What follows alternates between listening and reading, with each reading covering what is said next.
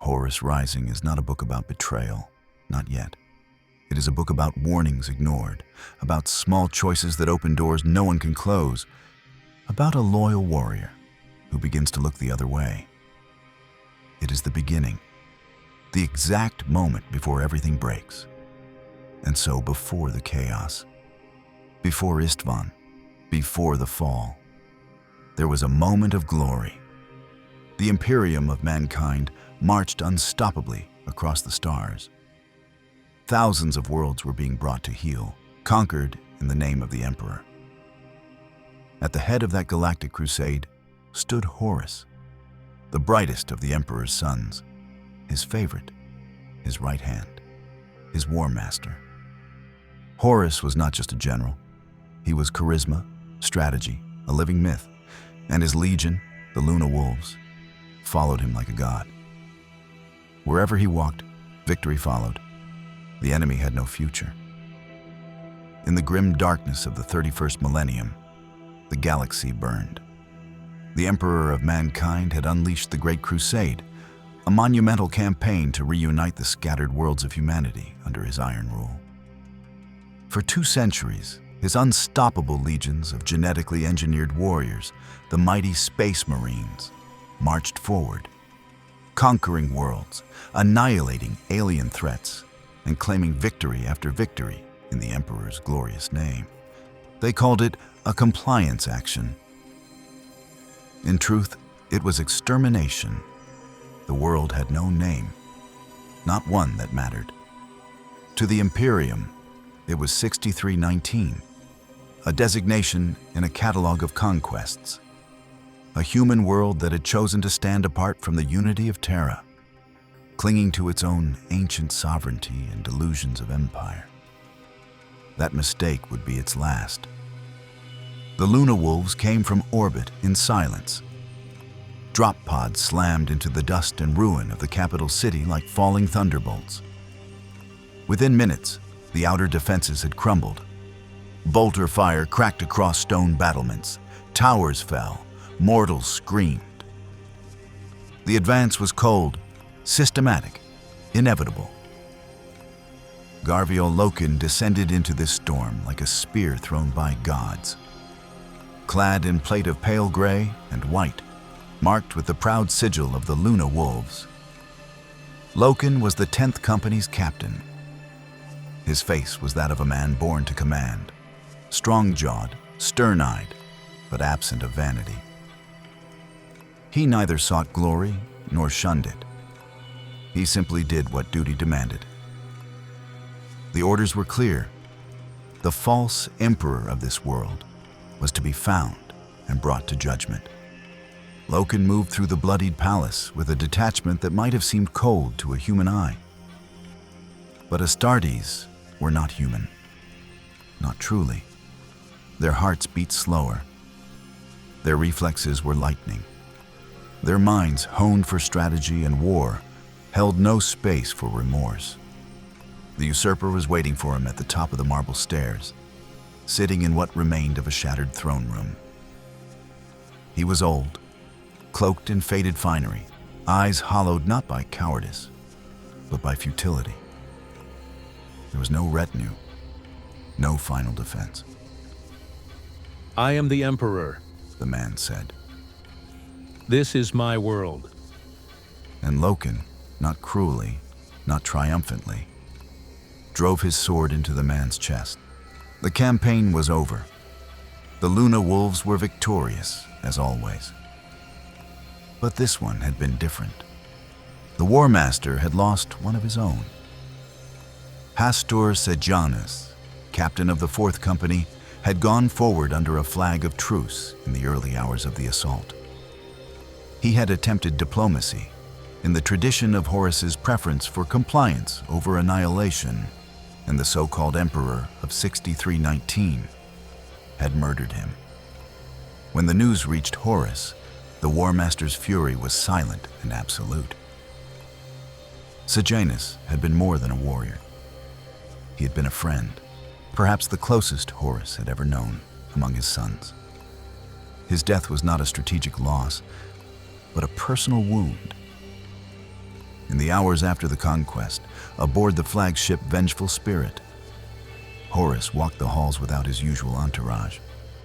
There was no celebration, no commendations, only reflection. And it was then that he made the decision. He summoned the Mournival, his inner circle, 4 captains chosen not for obedience, but for insight and perspective. The Mournival had lost a quarter of its strength with Sejanus' death. Now it would be whole again. And the name he spoke was Garviel Loken. The appointment was not automatic. The Mournival was a sacred tradition within the Luna Wolves. 4 voices to counsel the Warmaster, to check his pride, to serve not merely as lieutenants, but as mirrors. Ezekiel Abaddon, first captain of the Luna Wolves, was the most formidable of them. Tall even by Astarte's standards, brutal in action and opinion, a weapon given voice. Tarek Torgadon was the opposite. Sharp-tongued, irreverent, but fiercely loyal, the human soul of the group. Horus Aximand, called Little Horus, for his uncanny resemblance to the Primarch, was thoughtful, reserved, with a strategic mind as sharp as any blade. And now, Loken would join them. The first meeting was held in Sejanus' old quarters, a quiet gesture. Loken entered with little ceremony, still marked by dust and blood from the battlefield. He said little. There was nothing to prove. The others watched him. Abaddon with suspicion, Torgadon with curiosity, Aximand with unreadable calm. Horus entered last. He embraced Loken not as a commander to a subordinate, but as a father to a son. "You will speak honestly to me," he said. "even when I do not want to hear it." Loken bowed his head. "I will, my lord." "Good," said Horus. "That is why I chose you." The days that followed blurred into movement. The fleet reoriented. Debriefings were held. Litanies of victory were recorded. And for the first time in years, a new presence was felt across the battle barges and cruisers of the Luna Wolves. Remembrancers. They were artists, writers, pictographers, iterators, civilians, chosen by decree of the Emperor to accompany the legions, to witness and document the majesty of the Great Crusade for posterity. The Astartes were not all pleased. Some considered it a waste of resources. Others, a breach of sacred duty. War was not theater. It was not meant to be interpreted or painted. But Horus allowed it, and so they came. Among them, Kirill Sinderman, senior iterator, a man of learning and logic, who believed deeply in the imperial truth, the doctrine of secular enlightenment that rejected superstition, religion, and myth. He walked among the Astartes without fear, quoting philosophy, engaging in dialogue, always with a glint of curiosity behind his formal tone. Ignas Carcassy, a poet with a sharp tongue and a flask never far from hand, took to the fleet with equal parts irreverence and insight. He wandered the decks, asking questions, provoking reactions, scribbling verses no one asked for. And then there was Mersadi O'Leeton, a pictographer, young and perceptive, whose camera captured moments even her subjects did not notice. She had a quiet intensity, and it did not take long for her gaze to settle on Loken. The Remembrancers saw the Luna Wolves not as machines, but as men, flawed, grand, and tragic. And Loken, despite himself, began to listen. But war waits for no reflection. Even as 6319 was still cooling, reports came from the Whisperheads, a mountain range in the world's northern hemisphere. Pockets of resistance. Survivors, perhaps, or something worse. The Warmaster dispatched Loken and his company to investigate. They made planetfall under clouded skies, climbing through narrow canyons of shale and ice, accompanied by a unit of Imperial Army troopers. The air was thin, the silence oppressive. Then came the screams. Loken's vox crackled with madness. Across the ridge, Xavier Jubal, one of Loken's own men, had turned, not in rebellion, but in something else. He raved, he shrieked, he slaughtered his own brothers. When Loken reached him, the horror was clear. Jubal's flesh had changed, warped, twisted, his voice no longer his own. He spoke in another tongue. He named himself Samus. Loken killed him, but the wound was not physical. It was existential. There had been no gods, no demons. The imperial truth was clear. Such things were lies of the ignorant past. And yet, Samus had spoken, and Samus had looked through Jubal's eyes. Something was wrong, very wrong. The air was still heavy with the stink of blood and scorched flesh when Loken stood over the body of Xavier Jubal. It didn't look like him anymore. The thing at his feet had once worn Astartes plate, Luna Wolf livery, standard issue war gear, Mark IV armor. But it was twisted now, blackened and blistered, its surface flaked with residue that shimmered in unnatural ways. The helm had burst open from within, and the face beneath it. If it had ever been Jubal, it wasn't anymore. Samus. That was the name it had screamed. Samus is here. And then, Samus is laughing. the words had been shouted in a voice that had no place in the material realm. Loken had felt it, not just heard it. A vibration in the marrow. A presence that pressed against reality like a breath on the skin. He had cut it down, bolter and blade. But even as the corpse cooled, he could not shake the sense that something had been released, not destroyed. They brought the remains back to the fleet. Back aboard the Vengeful Spirit, the Warmaster listened in silence as Loken gave his report. Horus did not speak. He sat in stillness, eyes shadowed, expression unreadable. The Mournival stood nearby, Abaddon, Aximand, Torgadon, each one reacting in his own way. Abaddon's frown deepened, his fists clenched at his sides. Aximand's brows furrowed, calculating, searching for reason.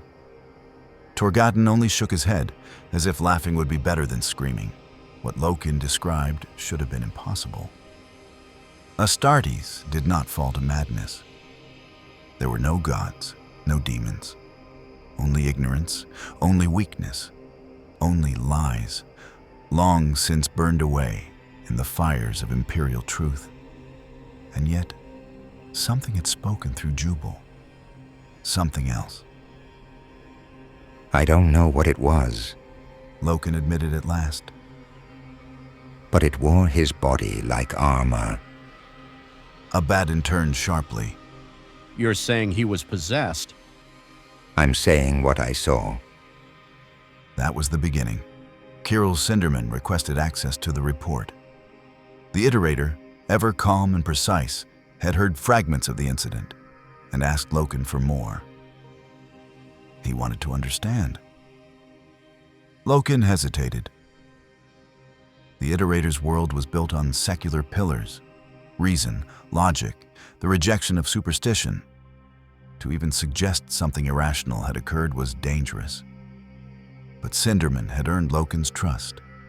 They met in the Iterator's chambers, among shelves of thick, dog-eared texts and data scrolls. The air smelled of parchment and ink, a rarity in the steel halls of a void ship. Cinderman listened, took notes, and when Loken finished, the Iterator said only, Perhaps our understanding is incomplete. it was a simple statement. but it cracked the foundations. Elsewhere, whispers moved. In the shadowed corridors of the fleet, behind the gleaming banners and vox hymns of conquest, certain warriors began to speak of things best left unspoken. The warrior lodges, once informal brotherhoods born in the early years of the Crusade, began to spread again with new purpose. These lodges were unofficial, secret fraternities, blood-bound fellowships that operated outside the chain of command. Horus had once tolerated them. Now, in the aftermath of Sejanus' death and Jubal's fall, he seemed to encourage them. Loken refused. To him, the chain of command was sacred. Authority flowed from the Emperor, through the Warmaster, to the captains, to the line.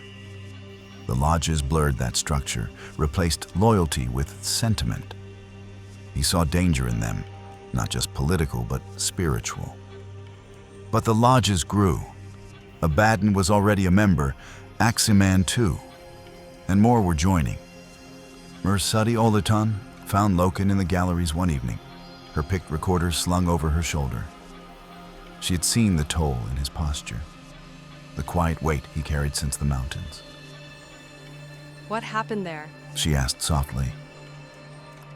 He didn't answer at first. She studied his face. You saw something that shouldn't exist. He turned to her then, his expression iron. I saw something that's not supposed to exist. It was the first time he allowed the thought to take shape, even in words. She raised her camera. May I? He didn't stop her. The shutter clicked once, twice. The lens captured the image of a warrior who had begun to doubt. The next campaign came quickly, as they always did. A new war zone, a new name. Murder. The designation was apt. The surface of the world was coated in skeletal towers, rising miles into the air like the bleached remains of dead colossi. The air shimmered with poisonous particles. The enemy was swift, silent, endless. The megarachnids. They swarmed through the spires like insects, blade-limbed xenos with no language, no diplomacy, no reason. The Luna Wolves engaged in relentless combat across the multiple drop zones. Communications failing, squads vanishing. Horus deployed more forces. Casualties mounted. Loken led his company into a spire nest. The fighting was claustrophobic, vertiginous, flesh and chitin and steel in a labyrinth of alien bone. The megarachnids were fast, scything through the air with limbs like sabers, their carapaces resistant to mass reactive rounds. A single misstep meant death. It wasn't a war, it was slaughter. But not for long, because then, from the void, came an answer. Not the Emperor, not another legion, but a signal, human, unfamiliar. A culture calling itself the Interex. And they had been watching. The message came on a narrow-band transmission, encoded in a dialect of High Gothic, unlike any known to the Imperium. It called itself a greeting. And it came from humans. The Warmaster listened to the translation in the Strategium of the Vengeful Spirit.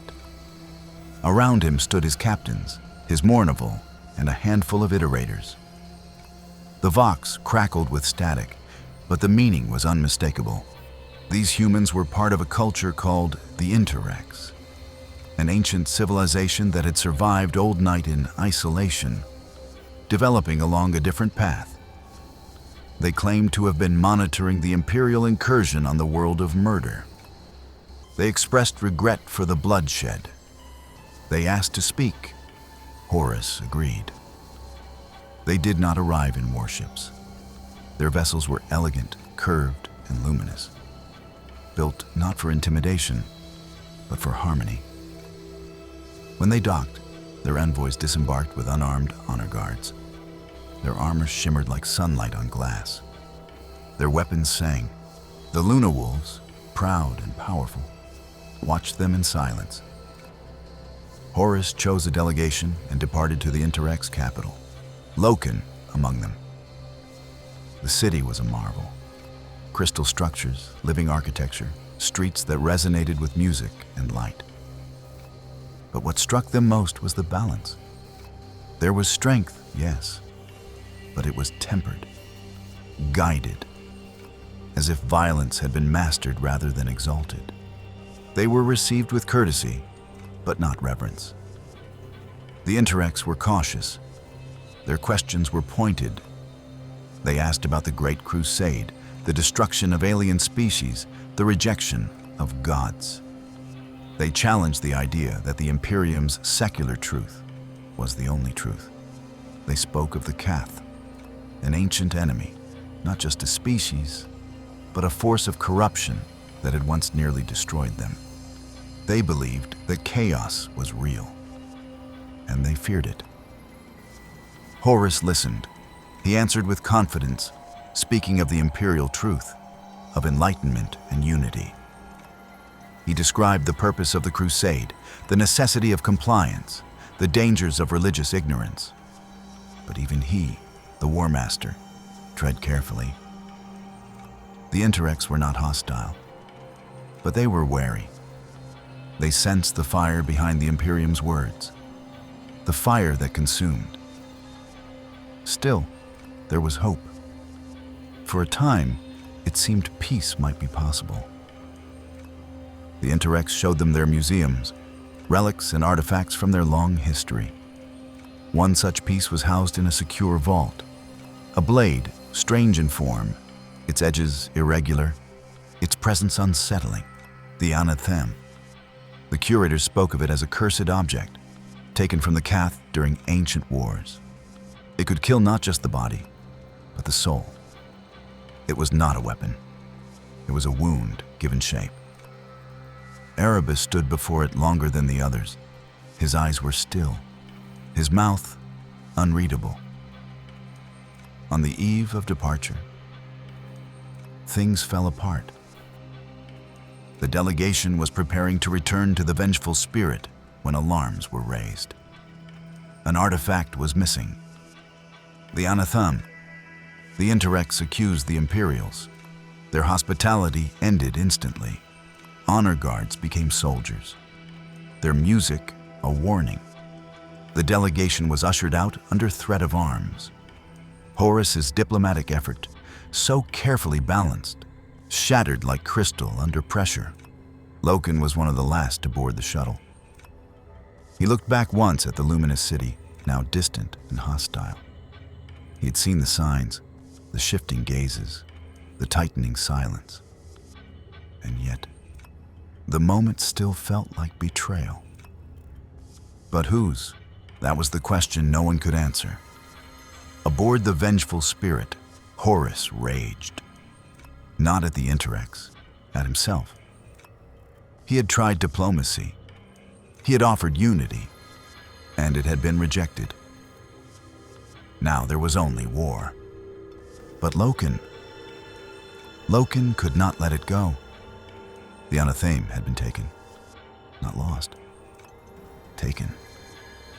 He remembered Erebus's silence, the way the chaplain had lingered before the blade, his lips moving in unheard prayer. He had felt something in that room, something old, cold, and watching.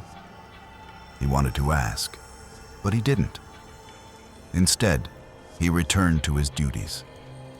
The fleet prepared to depart. The lights of the Interex faded behind them, and the Warmaster, once the symbol of enlightened conquest, stared into the void. For a long time, he did not speak. But something within him had changed. They called Horus Rising the beginning, but it was also an ending. The end of certainty, the end of innocence, the end of a crusade that had once believed itself noble. The things set in motion in that glittering alien city, the theft, the blade, the lies, would echo through eternity. But none of them knew that yet. Not Loken, not Cinderman, not Horus, not even Erebus. Not yet. But the stars knew, and they waited. The fleet moved on. Engines whispered through the dark between stars, and within their hulls, the Legiones Astartes rearmed, reorganized, re-examined. The banners still read Luna Wolves, a name older than some empires, a name that had bled on countless worlds. But that name would not last. Not forever. The Warmaster had begun to speak, quietly, to his captains, not in orders, but in suggestions, reflections. He spoke of legacy, of destiny, of a new age. He said the name they bore belonged to another time, a time when the sons of Luna followed orders from Terra. But now, the Warmaster stood above them all, guiding not just a legion, but the fate of mankind itself. What was a wolf to a son? Perhaps, He said. it is time we bore my name. The words were soft, but they struck deeper than thunder. The Luna Wolves were not yet the sons of Horus, but they would be. That too had begun. Garviel Loken said nothing, and he watched Horus, still radiant, still beloved. The name change would come. It was only a matter of time. But names were only symbols, and symbols, Loken now knew, could lie.